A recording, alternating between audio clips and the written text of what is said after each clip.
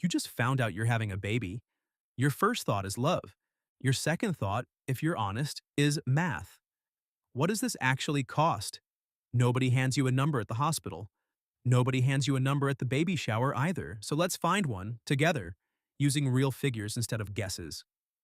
Picture a couple, mid-30s, combined income around $90,000 a year. Nothing extravagant.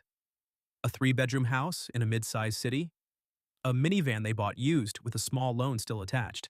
This is not a wealthy family, this is a normal one. And normal is exactly why the numbers matter. Let's start before the baby even arrives. Prenatal care and delivery, even with decent insurance, commonly leaves families with an out-of-pocket bill somewhere between $2,000 and $5,000. That's before a single diaper is purchased. Some families are surprised by this. They assumed insurance meant the bill would be small. It rarely is. Year one costs more than you'd guess. Diapers alone run close to $70 a month. Formula, if you use it, adds another $150.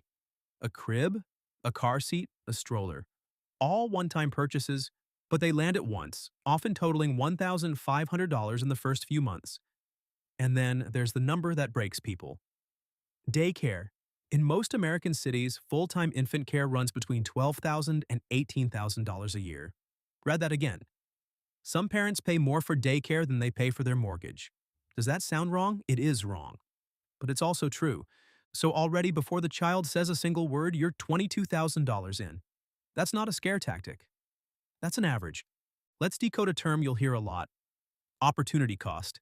It simply means what you give up by choosing one thing over another. If one parent reduces their hours or leaves a job to handle childcare, that's not free. That's a real loss of income, sometimes $50,000 a year or more, and it often lasts for years. Nobody puts that number on a baby shower card, but it belongs in the math. The toddler years bring a strange kind of relief. Diapers end, formula ends, but daycare doesn't. It just changes shape. Preschool tuition in many areas runs $8,000 to $10,000 a year. Add pediatric visits, a growing pile of shoes that stop fitting every few months, and the occasional emergency room trip for a fall off a swing set. One broken arm, even with decent insurance, can still leave you with a bill of $1,000 to $3,000 out of pocket. This is also the age where a second child often enters the picture. Does a second child cost the same as the first? Not quite. Clothes and gear get reused, so per-child spending drops somewhat. But daycare rarely offers a meaningful discount. And for a few overlapping years, two tuition bills can add another $20,000 in a single year, layered on top of everything the first child already costs. Add a course of childhood asthma treatment or a round of ear tube surgery during these years, and medical costs alone can quietly cross $4,000 in a single 12-month stretch. By kindergarten, something shifts. Public school removes the tuition bill. Parents exhale. But new costs sneak in almost immediately. After-school care, sports leagues, $100 here for cleats, $60 there for a birthday party gift, $20 for a school fundraiser you didn't see coming. None of these numbers feel large by themselves. That's exactly the trap. Small numbers, repeated for years, become a very large number. Added up across ages 6 through 12, and a typical family spends somewhere between $1,200 and $2,000 a year just on activities, gear, and school extras. Multiply that by 7 years, and you're looking at nearly $14,000 that never shows up in anyone's mental budget. Summer adds its own line item, too. Full-day summer camp commonly runs $250 to $400 a week. Multiply that across 8 weeks a year for close to a decade, and camp alone quietly becomes a 5-figure expense. Then comes middle school and high school, and food alone becomes a serious line item. A teenager can eat almost as much as an adult, sometimes more. Grocery bills climb by $100 a month or more per teenager. Clothing sizes stop changing every few months and start changing every few weeks. Add a phone plan, a learner's permit, driving lessons, and a share of car insurance. And the teenage years alone can run $6,000 to $9,000 annually. If a teenager plays a competitive travel sport, tack on more. Club fees, travel, equipment, and tournament entry costs can push a single sport past $3,000 a year for one child. Multiply that across a few years of high school, and one activity alone can rival the cost of a used car. And now there's new pressure on the horizon, one most parents can see coming from a mile away but still don't fully prepare for: college. Here's where the real math gets uncomfortable. A 4-year degree at an in-state public university, including tuition, room, board, and books, currently averages around $104,000 total. At a private university, that number can climb past $220,000. These are not worst-case numbers, these are averages. Let's decode another term: compound interest. It means interest earned on interest growing on itself over time. It's the reason starting early with a college savings account matters so much. If parents invest $300 a month starting at birth, assuming a modest 7% average annual return, that account can grow to roughly $130,000 by the time their child turns 18. Wait 5 years to start, and the ending total drops by tens of thousands of dollars, even though the total contributed barely changes. Time does more work than money does. There's also a cost that lives quietly in the background of every single year: health insurance. Adding a dependent to an employer health plan typically raises monthly premiums by $300 to $500 every month for 18 years straight. Multiply that out, and health insurance alone can end up costing more over a childhood than 4 years of college tuition. It doesn't get its own dramatic headline. It just quietly shows up on every paycheck. One more term worth decoding here: a tax-advantaged education account. It simply means a savings account where the growth isn't taxed the way a regular investment account would be, as long as the money is eventually spent on qualifying education costs. It won't erase a six-figure tuition bill. But over 18 years, the tax savings alone can add up to several $1,000s that would otherwise have gone to the government instead of the goal. Now for the complication, because life rarely follows a spreadsheet. Say the same family hits a rough patch when their child turns 9. One parent loses a job during an economic downturn.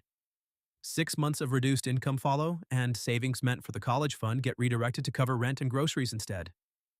Then inflation pushes grocery and gas prices up 18% over the following 2 years, squeezing the budget from the other direction. This is not a rare story, it's closer to a typical one. Something interrupts the plan: a layoff, a medical diagnosis, a major home repair that can't wait.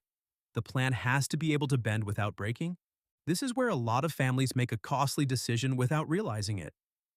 They stop contributing to retirement accounts entirely in order to fully fund a child's college education. It feels responsible. It feels loving. But a financial advisor will tell you something that sounds harsh at first. Your child can borrow for college.